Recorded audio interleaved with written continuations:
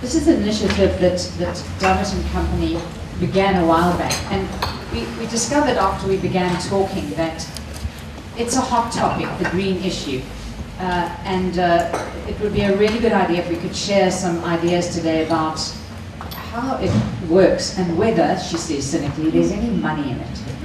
Because, dare I bring that into the equation, that as much as we'd like to hug trees and feel really good inside, no one's going to do a damn thing unless it reflects somehow on the bottom line. So I take the cynical approach, but I just want to share with you for a few moments. The other day I was speaking to Bodefijn Goossens of Fairtrade, and I'm doing a paper for the Grahamstown Business School, and it has a green thread running through it. And we were just talking about how fair trade, which wasn't fair trade back in the 60s, began. And it was rather sweet, actually. It was a kind of 60s hippie shaped movement where people in the north felt very sorry for people in the south and started buying the odd, very random goods so that they could support impoverished Africa. So that is sort of how it began as a movement. And of course today, 2011, it's worldwide and it's much more organized. It has become, the topic du jour. It's trendy, if you will. I hate to use that word. But speaking to him, what was really interesting is that what Fairtrade had brought in is not this north-south scenario anymore, but a south-south scenario, where companies here, especially their wine and coffee initiatives, are keeping to Africa and making it sustainable here. So that was really interesting for me, a new movement, and it's gathering momentum. Now, for me, the challenges are this. Bodefijn said to me, we've got, for example, Pick n Pay's management buy in 100% to bringing in things like coffee and wine, but it's the buyers that are resisting it. And the buyers are split up all around the country, and I can understand their problem. They have to have goods on shelves that sell. If I don't buy them, then they're going to look really bad at the end of the year and they're not going to get a bonus. So that's where the horrible money thing comes into it. A catch-22, if you will. If I don't see the products on the shelves, these green products, I'm not going to demand them. And if they don't put them on the shelves, then how do I know about it? So, in other words, there is a sort of cyclical motion here that we need. Now, how you get that going, I don't know. I'm hoping that the panel will touch on clever ways to get a green movement going. Magazines are certainly doing it. And from my side, being a media-orientated person, I think sporadically media supports green.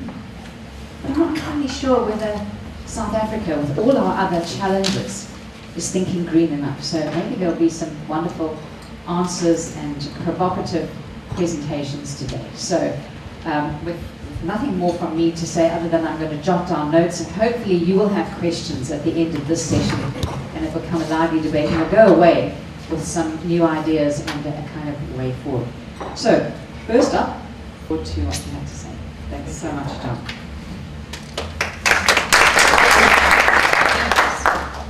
If I talk without the mic, can you hear me right at the back? If you don't answer, then you probably can't. Remember the movie a while ago, The Perfect Storm? A perfect storm is actually a confluence of events when everything happens in such a way that the actual storm in this case is actually completely magnified. And if you remember from the movie that George Clooney and Mark Wahlberg and these guys, they actually went out there in spite of all the warnings, because it's human nature. That's what we do. People tell us not to walk down dark alleys. We tend to do it because we always think, well, it won't happen to me. And our planet at the moment is actually heading towards a perfect storm. We've got increasing populations, we've got fuel resources getting lower and lower, less food available, and all this coming together at the same time is making our planet head towards the same perfect storm. In 2002-3, the city of Cape Town sent 2.3 million tons of waste to landfill. That's almost 2 kilograms per person per day that was just sent to landfill. And that's growing at a rate of 7% per annum. Our population is only growing at the rate of 1.7%. If you take these disposable cups that are used in America, the polystyrene cups, now those generally don't get recycled because it's either lightweight and low value, it's contaminated with food and stuff like that. The amount of cups used every single year in America is enough to go around the planet 450 times. It is said also that the 20% of the population is currently using 80% of the resources. When we talk about 20%, we're talking about Europe and the US. If our underdeveloped or less developed countries like China and India had to use the same amount of resources, the same lifestyles, we'd actually need 5 planets just to sustain it. So you can see why it became easy for me to move away from optometry to stuff like this, to sustainable packaging. Now, the packaging that we're focusing on, and I think Klaus will probably mention more about it, is all from renewable resources. It's cellulose-based, in other words, it comes from trees, from properly managed plantations. The other item is bagasse, which comes from your sugar cane. Fiber that's left over once they've squeezed all the juices out gets turned into these products. So it's all renewable resources. You would have heard. Great. Just one comment out of that, John. Thank you so much. You know, I'm still connected to Carte Blanche and do the odd presenting for them. And I got the most brilliant idea for the polystyrene cups. I just engineer a program where I come out with a statement that they're all dangerous for our health, and that we're all going to glow in the dark. And I tell you, the demand for them will drop on Monday morning by about 100%. So again, that's where media can play a role. But we need the facts, and if we could do that, I mean, it would be a kind of a schlock horror story that Carte Blanche has become quite good at. But that's where you can do it. It has to be done on a mass basis. It's a horrifying statistic. And the other thing is, what's so interesting about what you said was that there are jobs in waste. Yeah. I cannot bear the thought of these poor people pushing carts around, trying to gather from our rubbish and then having nowhere to go. In Dubai, apparently, you can recycle, and you've got cards, and then once you've recycled, it loads cards with actual sort of money, almost so that you can use it to sustain yourselves. It cannot be impossible in our high-tech first world, South Africa, because we are this wonderful collision of those two worlds. We can't do that. So, about your involvement in the packaging, so that's a nice link to John. Correct. Okay. Yeah, very good morning, everybody. As mentioned, my name is Klaus Becker. I'm the owner of, one of the two owners of Caturra Coffee. We're in this business now for the last 17 years here in Cape Town, operating in the whole of Southern Africa, plus a few countries outside the African continent where we are supplying our products to. And as John mentioned it, and that was the discussion which we had pre our event this morning, what we as Caturra feel and what John actually brought as a solution to us as a company starts definitely with every individual out there. And coming maybe to my upbringing, which happened to be in Germany, where I can clearly remember that I left Germany 17 years ago. At least 25 years ago, we had these the various bins with various colors, yellow, the green, the brown, and so I grew up with the conscience of separating and doing the right thing. Going into statistics and numbers and figures, if you see, you have mentioned the 5 million, you see that Durban is pushing 5.5 tons, 5,500 tons of waste every single day onto the landfill. Or Johannesburg, 7,500 tons. Then these are numbers which we all know, but as long as, and I spoke to my wife about it this morning, as long as nobody is dropping it at our front door, maybe it goes away. And I personally believe that this is now the right time for us to take it to a next level. And this is definitely possible with the products which we want to discuss. And based on the forum here and seeing that it's now 10 o'clock in the morning or 10:15, I see that there is an interest from a lot of people taking it to the next level, and it's maybe a topic which is on everybody's heart. And that's maybe last point. I don't think here in South Africa we can expect this whole thing coming down from the top.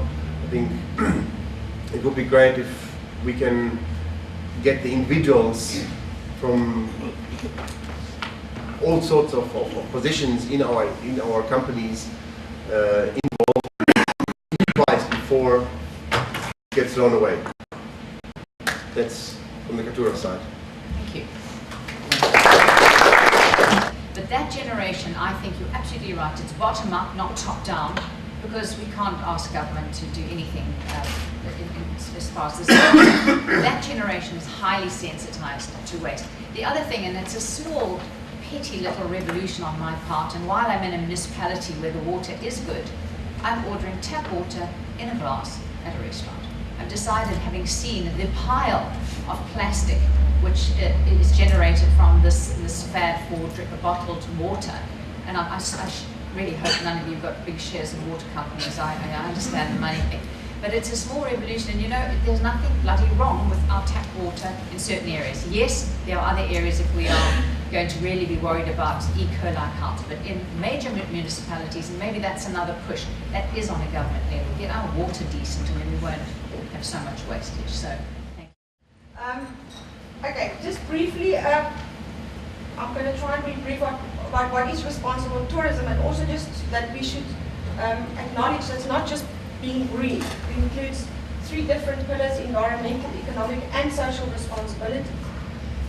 Just last week, I was privileged to attend a presentation of Professor Harold Goodwin from the International Centre for Responsible Tourism at Leeds University. And what we actually know, he just reiterated through, they've done a very, very comprehensive study, a Canadian study, in 2008. And firstly, responsible tourism is the right thing to do, but there are also cost savings involved for the properties doing something about any one of the 3 pillars. And my esteemed ex-chairman used to say it makes sense, but it makes sense as well in order to be involved in responsible tourism. There's also market advantage. And what he's been saying is that a lot of tourists, visitors to Cape Town and South Africa are looking for more authentic experiences, but also community involvement. And that's all responsible tourism. And also, very interestingly, what he said is 25 to 30% of our main source markets, like the UK, like Germany, even China and Mexico, an average of 25 to 30% expect the company or the city or wherever they visit to be green or to be responsible. What's also found is, and we talked about earlier this week, is to integrate responsible tourism business principles in your brand and your supply chain. It should be part of the total product experience and not just a little sideline of we're doing a little water saving project, etc. Interestingly, Mr. Jonathan Hanks, he's the MD for Insight Sustainability, and he's going to be talking at the EMIT conference. He was saying the right approach of a business should be, in this day and age, what should my business strategy be in the context of sustainable challenges, and not the other way around. So it should be part and parcel of the whole product and the whole experience. Responsible Tourism Cape Town, we've got a website. We've signed the charter, we've developed a Responsible Tourism Improvement Plan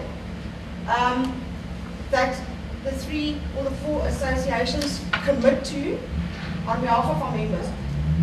Early in September, this plan will be launched and rolled out to the industry for the individual businesses to get involved. And what we are working on is sort of a step-to-step guideline document. The template is on the website. It's going to be revised for the businesses, where businesses can get involved, even the smaller ones who haven't got, like the Chris's of the Vineyard, to help them with responsible tourism. To identify 1 or 2 goals in your business, either waste management or community involvement, to set goals and to set a timeline towards that, and then also to be able to measure yourself as to how much you're going to save or whatever. So this will be launched probably as a pilot project with a couple of case studies first in September.